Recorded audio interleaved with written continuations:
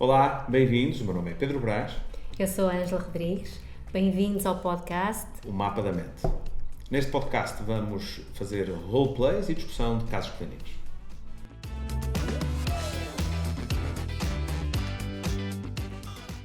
Olá, o meu nome é Ângela Rodrigues. Estamos aqui com o Pedro Brás para apresentarmos mais um caso, não é, Pedro? Olá, Ângela. Sim, desta vez da Cátia Bastos, 41 anos, que nos traz uma problemática complexa. Sim, sem dúvida, Frequente, muito complexa. muito frequente, complexa, de análise complexa, e se não fizermos uma análise correta, o tratamento torna-se difícil. Sim, não é? sim, sem dúvida, porque habitualmente a pessoa quando nos chega, já chega com um nível de ansiedade muito grande. Normalmente não nos procuram logo no início, procuram-nos já depois de já tentarem várias estratégias para não sentirem aquele desconforto. Sim. Os evitamentos, não é? Habitualmente, o lavar as mãos com frequência, ou seja, há ali um comportamento de compulsões que as pessoas adquirem, por isso é que as adquirem, não é? Para conseguir lidar com aquelas obsessões e de alguma forma, quando já começam a não ser suficientes as compulsões, mesmo com as compulsões, com os comportamentos compulsivos, não é suficiente para lidarem com aquelas obsessões, com o desconforto, com a ansiedade, ou quando já estão realmente aquelas compulsões a prejudicar muito, a comprometer muito o dia-a-dia das pessoas, é que elas nos procuram. É verdade. Não é? E, portanto, quando nos procuram-nos a dizerem-nos que estão muito mal, só, não é? De uma forma, não é? Porque já está tudo muito mal, porque já estão habitualmente com várias situações que foram sendo ampliadas e transferidas para outros contextos. Sim. E neste caso verificamos isso. Este não é aquele caso, se calhar, mais severo. Já nos apareceram situações mais severas em que já está bastante mais transferido para vários contextos. As compulsões já são permanentes e já comprometem o dia-a-dia de uma forma bastante mais severa que esta, não é? Estou aqui a pensar pessoas que às vezes lavam as mãos e que trazem as Passam mãos... horas com lexívia. E trazem as mãos já num estado muito assim, mesmo muito mal.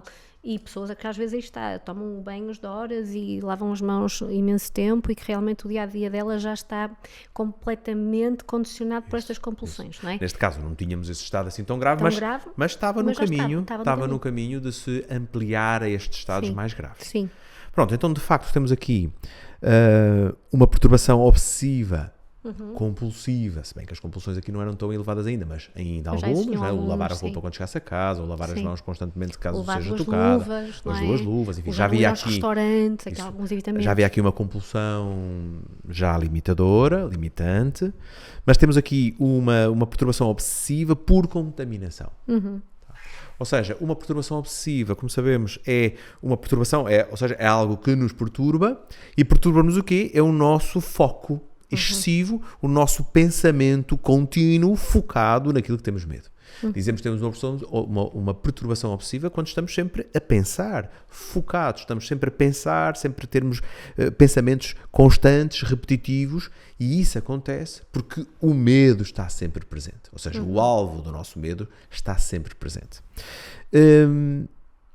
Quando nós falamos que temos uma perturbação obsessiva por contaminação, que é das perturbações mais graves, mais limitadoras, estamos a dizer que o nosso medo é de ser contaminado, de sermos contaminados. O que é que nós podemos ser contaminados? Podemos ser contaminados por doenças, por germes, por bactérias, por sujidade, sentirmos-nos sujos, até em abstrato, é sentir-me sujo. São tudo sensações abstratas, não é? Que nós acreditamos que podemos ser contaminados. Eu posso ter ainda por cima porque não vemos, não é? Não vemos esses germes, essas bactérias, portanto ninguém me pode dizer a mim que eu não vou ser contaminado. Portanto, eu acredito que vou ser contaminado. Sim. E se acreditar nisso, e se isso me trouxer pânico ou aversão, como neste caso, eu entro aqui em distúrbios cíclicos contínuos com medo disso. Não é? Portanto, perturbação obsessiva por contaminação configura um dos piores problemas de saúde mental, porque estamos constantemente focados na contaminação. E contaminação existe em todo lado. Porque onde quer que eu toque, posso ser contaminado. Porquê? Porque eu posso tocar aqui neste ferro, mas este ferro alguém pode ter tocado também, que pode ter trazido vírus lá de fora, e entretanto, enfim. Exatamente. Portanto, esta perturbação existe e é muito, muito difícil. Nesta história, Ângela, introduzimos uma variação do distúrbio ciclo de ansiedade que não é só medo. Ou seja, normalmente focamos aqui o medo como o motor para o distúrbio ciclo de ansiedade, para os ataques de pânico, mas não há só o medo. Há aqui uma variação que existe também. E que normalmente causa aqui um grande prejuízo, que é o nojo. E que se nós não nos apercebermos dele, não o vamos trabalhar e estas pessoas não vão ser ajudadas realmente, porque aqui a base é mesmo o nojo. De alguma forma, o que ativou o pânico foi o nojo. Porque o nojo pode ser tanto agressivo como o medo de morrer. Exatamente. O nojo traz uma aversão, pode trazer uma aversão tão forte que mesmo. nos provoca fugas automáticas e muito reativas a várias experiências, não é? Sim, sem dúvida. E esta paciente, numa fase inicial, foi dando ali alguns sinais, ou quando falou dos vômitos, dos enjoos, não é? Portanto, estou com as clientes e de repente fico enjoada, não é? Portanto, porque me sinto muito ansiosa, ela deu ali alguns sinais, não é? Aquela imagem, depois nós percebemos da outra cliente que tinha herpes e que de repente tocou. Portanto, conseguimos perceber o que é que na mente dela lhe podia vir para de vez em quando sentir esses enjoos e realmente vomitar. Mas ela não nos disse isto de forma assim logo óbvia, não é? Porque ela está focada no desconforto. Isso temos que ser nós, temos que ser nós a perguntar. A desconstruir e a perceber bem de que é que está a querer evitar. Exatamente, porque na verdade sabemos que há uma problemática, mas também sabemos que há uma causa para aquilo ter acontecido, não é? Para a situação presente estar dessa forma, não é? E temos que pegar no nosso mapa, então, colocarmos no caminho para conseguirmos perceber exatamente todos os pontinhos que temos que descobrir para conseguirmos depois fazer uma boa morfese e fazermos umas boas ateneses e ajudarmos esta pessoa. Porque, de facto, se o psicoterapeuta entender que o que a pessoa tem é medo da ansiedade, ou seja, medo de morrer com um nível de ansiedade, não vai ajudar esta pessoa. Não vamos trabalhar. Porque ela, de facto, não tem medo em morrer com o contacto. Não. Ela só está a querer evitar uma sensação aversiva de nojo. E tu esmiuçaste bastante bem isso. Tu fizeste várias perguntas para perceber se era o medo das doenças, se era o medo de morrer. Porque a queixa levava-nos aí. Levava. Tem medo das doenças. Exatamente. Aí está. Os pacientes dizem-nos aquilo que no momento são as principais queixas do momento, que lhes parece, não é? Não vão às causas, não é? Porque claro. Nem conseguem pensar muito bem numa fase tão grave, em que estão tão desconfortáveis, torna-se difícil para eles desconstruírem e irem à procura da raiz do problema, não é? Com as nossas perguntas é que conseguem lá chegar, refletindo em conjunto connosco, conseguem perceber, realmente foi desde aquela situação, naquela situação, o que eu senti foi aquilo, não é? E vamos desconstruindo e chegando realmente à raiz do problema. Isto é muito, muito importante. Antes de irmos para a fase do o que é que aconteceu no início, antes de chegarmos aí, na fase da interpretação das queixas, da percepção das queixas, temos que esmiuçar muito bem a queixa que está ali em causa. Se é o medo de quê? O ir ao encontro da origem vai nos explicar muito. Mas se nós não tivermos um cuidado de perceber muito bem a queixa, às vezes vamos às origens e não as entendemos. Poderemos ser enganados também com as circunstâncias da origem, não é? Para darmos aqui um exemplo um bocadinho fora desta queixa em específico, uma situação normal em que sentimos nojo e não medo é com as baratas. A barata, tradicionalmente, é um animal de que as pessoas culturalmente têm nojo. Porquê? Porque é um animal que anda sempre nas gorduras, na sujidade, só existe em locais sujos, não é? Em que haja... Enfim. Então, além de algum medo que se possa ter da barata, porque é um animal que anda muito rápido, um animal que a gente não conhece, enfim, que se esconde muito e, enfim, isso pode causar algum medo do encontro, mas é mais o nojo. A barata, os ratos, porque se nós não trabalharmos nesta fobia específica como nojo e não como medo, Sim. não é? Não conseguimos. Podemos, É verdade. como já dissemos em outros podcasts, podemos aliviar a ansiedade no contacto com o rato ou com a barata, mas não tratamos bem porque a grande perturbação era a aversão, o nojo que se tem de algumas circunstâncias ou objetos ou animais. E deixa-me deixar também aqui o alerta para outros exemplos que não são muito frequentes e que também têm o nojo, o caso dos pombos, o caso das gaivotas, que já me aconteceu ter pacientes com estas fobias e perceber que não era o medo, efetivamente também que estava aqui, também estava, mas o medo do nojo. O nojo era o fator maior, era o estímulo mais agressor. Pela imagem de vê-los no lixo, pela alguma imagem que estava ali associada e que tinha sido efetivamente causa de nojo e que depois realmente havia um medo de estar em contacto. O medo também do contacto, mas o medo do nojo também. Pronto, portanto é importante nós nestas avaliações percebermos bem o que é que estava ali em causa. E isso temos que empatizar um bocadinho, ou seja, perceber o que é que estava a acontecer quando você teve esse ataque de pânico. E a pessoa diz-me, como disse neste caso, estava a tocar com as mãos sujas, estava a tocar na comida. E esta imagem traz-nos a nós, não é medo. Que medo temos? Isso não é medo. Temos é nojo.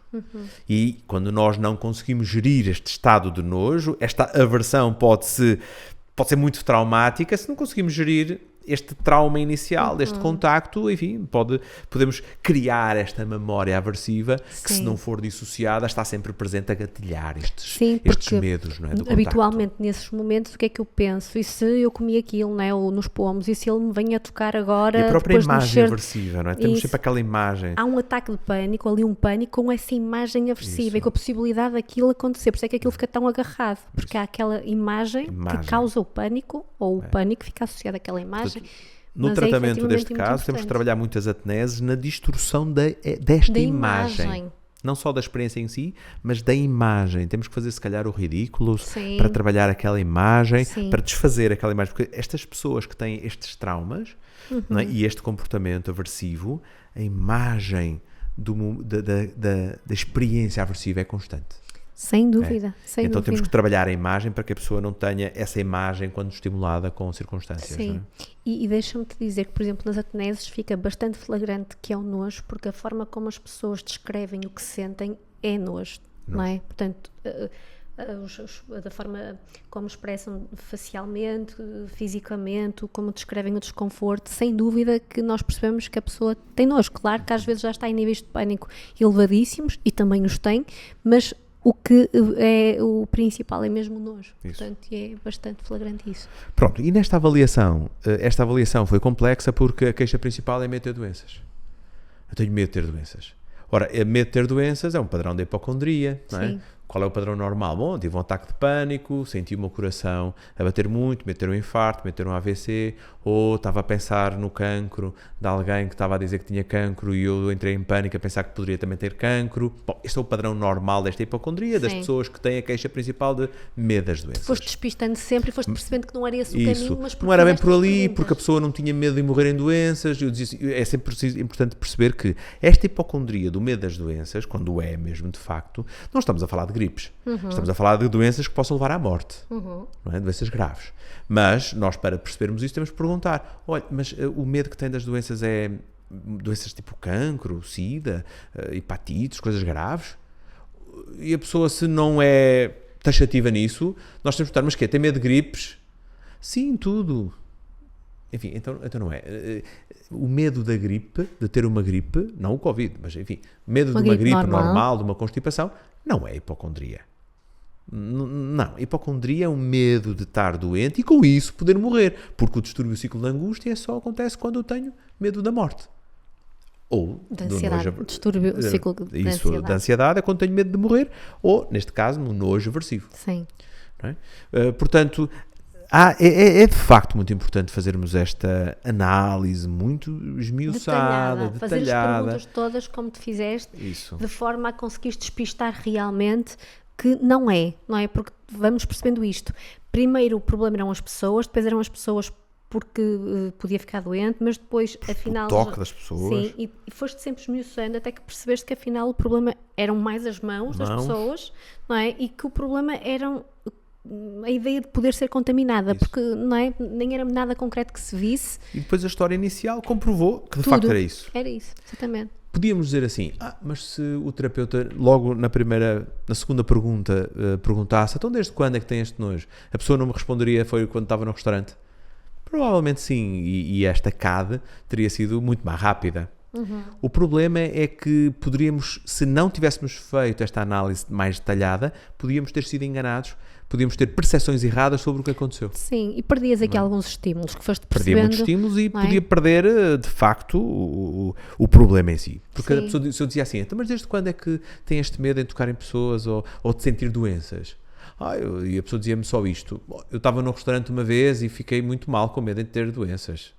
Em ter apanhado uma doença. A gente não sabe como é que as pessoas comem lá e apanhar doenças com isso. Se tu não sabias que estava em causa o nojo, no contacto com as mãos, poderias não perguntar, ou a pessoa poderia não dizer exatamente esta imagem da cozinheira a tocar na comida que ela comeu. Sim. A pessoa poderia não ter dito. Sim. E se não dissesse, e se nós não andássemos à procura disso, terminávamos a avaliação a pensar que já sabíamos o primeiro evento e depois o que é que originou, mas depois no fim não iríamos trabalhar os estímulos corretos e não iríamos ter o resultado que se esperava, não é? Sem dúvida. Desta sessão. Temos que respeitar um bocadinho cada passo, não é? E compreendê-lo cada um. Portanto, só devemos avançar para um passo seguinte, para o desde quando, neste caso, como estás a dizer, quando nós realmente percebemos bem as queixas. Isso. E temos que as discriminar muito bem. Se tu avançasses para trás, para o desde quando, com a primeira queixa, como ela foi dita, tenho medo de pessoas, ou de estar com pessoas, ou de estar doente, não irias fazer a leitura correta, ou corrias um grande risco de não fazer a leitura correta depois. Foi devido a teres esmiuçado tanto, a teres questionado tanto e percebido realmente qual era a queixa, qual era o problema no presente, que depois foi tão fácil perceberes o desde quando, não é? Fez-se ali, de alguma forma, uma luz, tudo se encaixou porque efetivamente tinhas compreendido bem a queixa. Exatamente, pronto, foi um caso que acontece, complexo, de análise complexa. Sim.